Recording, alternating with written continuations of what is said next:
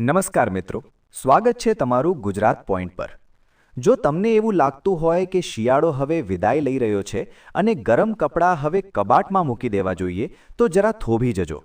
હવામાન વિભાગ અને નિષ્ણાતોની નવી આગાહી તમને વિચારતા કરી દેશે।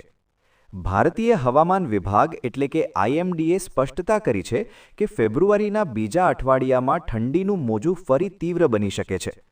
ઉત્તર ભારતમાં પશ્ચિમી વિક્ષોભ એટલે કે વેસ્ટર્ન ડિસ્ટર્બન્સ સક્રિય થવાને કારણે પંજાબ, હરિયાણા અને રાજસ્થાનમાં કાતિલ ઠંડી પડશે, જેની સીધી અસર ગુજરાતના હવામાન પર પણ જોવા મળશે અને તાપમાનનો પારો ફરી ગગડી શકે છે। હાલ ગુજરાતમાં મિક્સ સિઝન ચાલી રહી છે, ક્યારેક ઠંડી તો ક્યારેક બપોરે ગરમી। આ બેવડી ઋતુને કારણે લોકોના સ્વાસ્થ્ય પર માઠી અસર પડી રહી છે અને વાયરલ ઇન્ફેક્શનના કેસો વધી રહ્યા છે। હવામાન વિભાગના મતે 14મી ફેબ્રુઆરી સુધી વાતાવરણ સૂકું રહેશે, પરંતુ ત્યારબાદ ઠંડીનો ચમકારો વધવાની શક્યતા છે। હવે વાત કરીએ હવામાન નિષ્ણાત અંબાલાલ પટેલની આગાહી વિશે। તેમના જણાવ્યા મુજબ 12મી તારીખ સુધી દેશના ઉત્તરીય પર્વતીય વિસ્તારોમાં હળવા પશ્ચિમી વિક્ષેપો આવશે। જો કે 16 ફેબ્રુઆરી સુધી કોઈ મોટો વિક્ષોભ નથી, પરંતુ વાતાવરણમાં પલટો ચોક્કસ આવશે।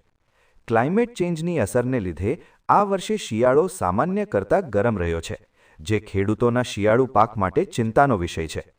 રાજ્યના તાપમાનની વાત કરીએ તો સૌથી ઓછું તાપમાન દાહોદમાં 12.9 ડિગ્રી નોંધાયું છે, જ્યારે અમદાવાદ અને અમરેલીમાં 15.8 ડિગ્રી, રાજકોટમાં 16.8 અને સુરતમાં 19.6 ડિગ્રી તાપમાન રહ્યું છે। નલિયામાં પણ પારો 16 ડિગ્રીની આસપાસ છે। તો મિત્રો, 14મી ફેબ્રુઆરી પછી ઠંડી વધવાની શક્યતા છે, તેથી સ્વાસ્થ્યનું ધ્યાન રાખજો। હવામાનની પળે-પળની અપડેટ મેળવવા માટે અત્યારે જ સબસ્ક્રાઇબ કરો ગુજરાત પોઈન્ટ। વિડીયોને લાઇક અને શેર જરૂર કરજો। ધન્યવાદ।